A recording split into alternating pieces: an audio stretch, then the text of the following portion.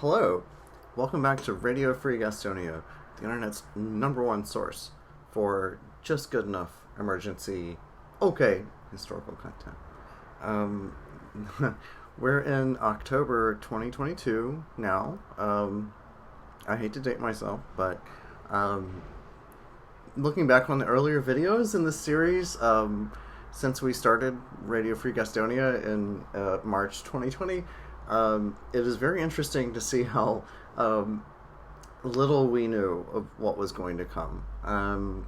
Speaking to you now, people seem to be under the impression that the pandemic is over.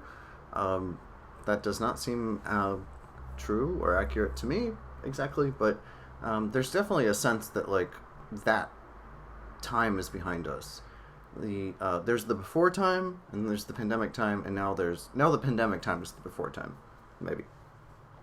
But we're still dealing with the long term kind of accumulated effects of this, even if maybe the crisis itself is on the wane.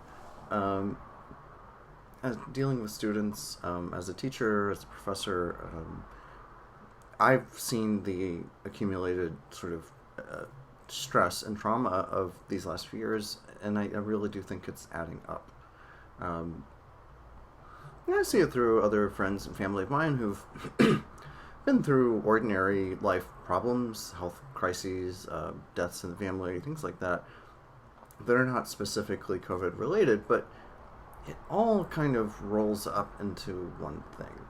And we have not had a moment to sort of pause, take a breath, reassess, and really take stock of all of these things that have happened.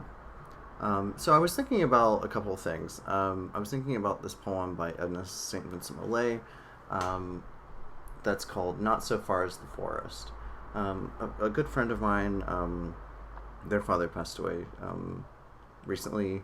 It wasn't completely unexpected, but it was still a blow. The two of them didn't necessarily get along super well, but they had a good relationship. Maybe they had some political or cultural differences, but thinking about my friend losing their father, I was just thinking about this poem. And so basically what Edna St. Vincent Millay says in this: that chill is in the air, which the wise know well, and even have learned to bear. This joy, I know, will soon be under snow. The sun sets in a cloud and is not seen. Beauty that spoke aloud addresses now only the remembering ear. The heart begins here to feed on what has been. Night falls fast. Today is in the past. Blown from the dark hill hither to my door, 3 flakes, then 4 arrive, and then many more. Branch by branch, this tree has died. Green only is one last bough, moving its leaves in the sun. What evil ate its root? What blight? What ugly thing? Let the mole say, let the bird sing, or the white worm behind the shedding bark tick in the dark. You and I have only one thing to do: saw the trunk through. Distressed mind, forbear to tease the hooded why. That shape will not reply. From the warm chair to the wind's welter, flee, if storms your shelter. But no, you needs must part. Fling him his release, on whose ungenerous heart alone you are at peace. Not dead of wounds, not borne home to the village, on a litter of branches torn by splendid claws, and the talk all night of the villagers, but stung to death by gnats lies love. What swamp I sweated through for all these years is at length plain to me. Poor passionate thing, even with this clipped wing, how well you flew, though not so far as the forest. Unwounded and unspent, serene, but for the eye's bright trouble. I love that, the eye's bright trouble. Was it the lurching flight, the unequal wind, under the lopped feathers that brought you down to sit in folded colors on the empty, level field, visible as a ship, paling the yellow stubble? Rebellious bird, warm body, foreign and bright, has no one told you? Hopeless is your flight. Towards the higher branches, here is your home, between barnyards strewn with grain and the forest tree. Though time refeather the wing, ankle slip the ring, the once confined thing is never again free. And so that's a poem by St. Simone that's, referencing these themes of death and loss and the transitoriness of life, right? I've been thinking about that a lot in terms of the struggles that people have gone through during the time of the pandemic, and just the reckoning we have with our own sort of vulnerability and our own fleetingness. I think that she gets at that very well. I was also thinking about Robert Kennedy Jr., who spoke in Indianapolis, Indiana, on the day that Martin Luther King was assassinated in 1968. He gave this speech, and he quoted the poet Aeschylus. And one of the things that Aeschylus says in this poem that's quoted by RFK is, "He who learns must suffer, and even in our sleep, pain that cannot forget falls drop by drop upon the heart. And in our despair, against our will, comes wisdom to us by the awful grace of God." This is, a long time ago, right? This is antiquity. Aeschylus is talking about wisdom coming to us against our will by the awful grace of God. That word awful, awesome, implies awe, implies a kind of a sense of respect and kind of a sense of being stunned by the power of God. But it's also awful. It's full of awe. The awful grace of God. We've learned a lot from that, right?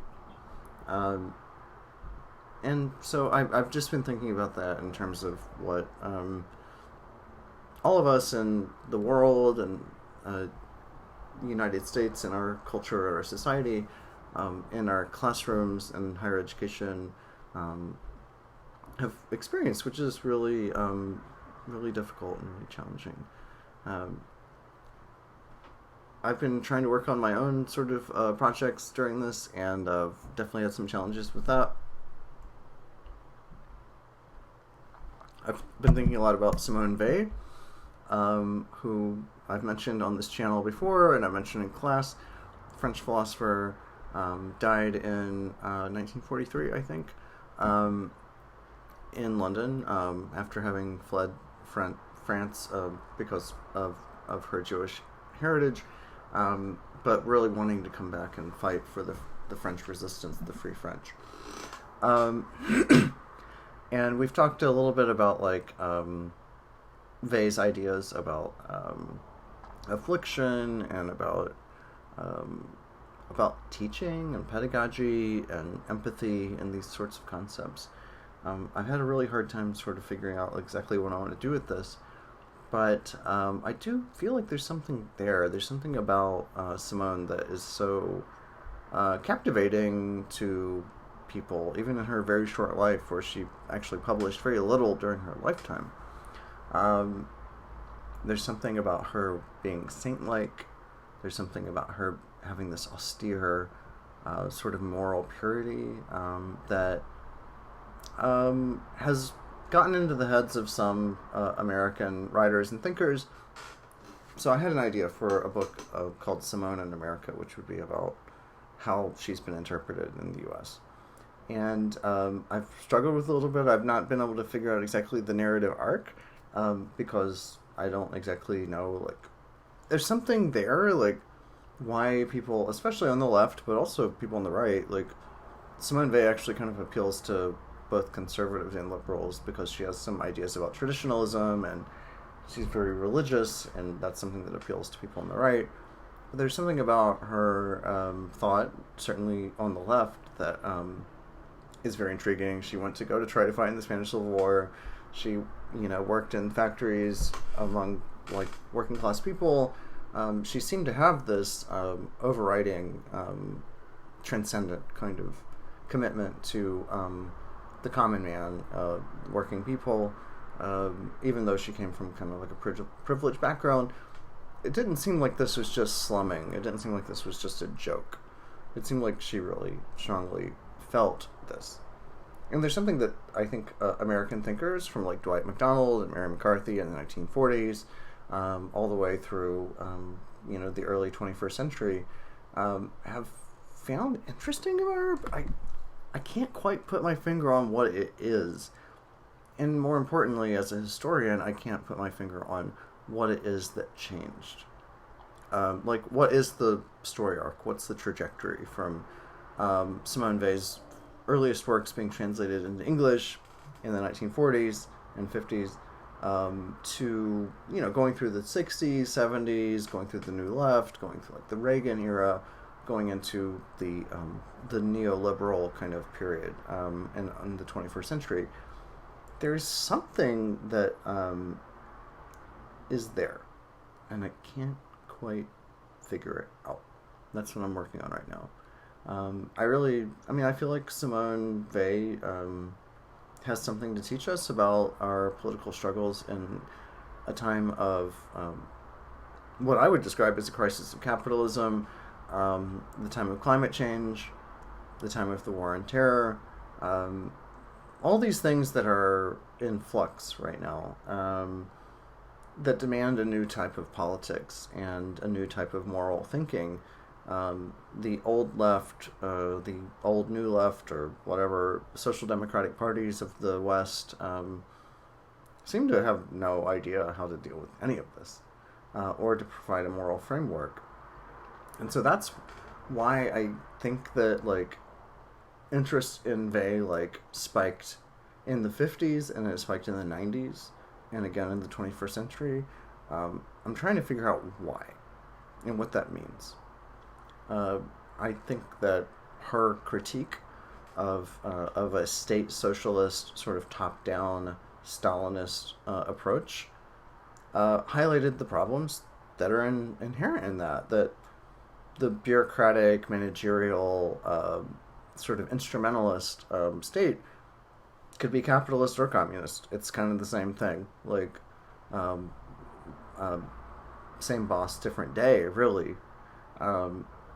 And Weil saw that in the 40s and the 30s. She saw that a bureaucratic, top-down Stalinist approach was really like going to basically be Taylorism by another name. It was going to be the same capitalist system. So we needed a different moral framework, and we needed a different set of goals and like priorities. Simone Weil tried to articulate that before the end of her life when she was writing The Need for Roots, which incredibly was supposed to be like a blueprint for a post-war French society, which is definitely not what she did. But there's something there, and that's what I've been thinking about a lot. I really think that this pandemic experience has taught us that like the heart and the morality and the ethical character of things are often sort of subdued or erased or piled upon so that you can't see them anymore. And I think that this experience has really brought to light like what is the fundamental like moral compulsion of our circumstance, in a way that like neoliberalism or capitalism or globalization or even traditional social democratic like left politics really don't answer. So that's why I think it's relevant. I hope it is. I don't know. We'll see. But anyway, we've gotten through a lot, and God, I hope this whole situation's over soon. But compared to where we were in March 2020, we've come a long way, and a lot of very brave and very dignified people did very ordinary things that no one will pay attention to, no one will take note of, but we got through this stuff so far. Anyway, ask yourself, what would Simone do? And here I am, rock you like a hurricane. Do as the scorpions did before you. And we'll see you next time, okay? Alright. Bye.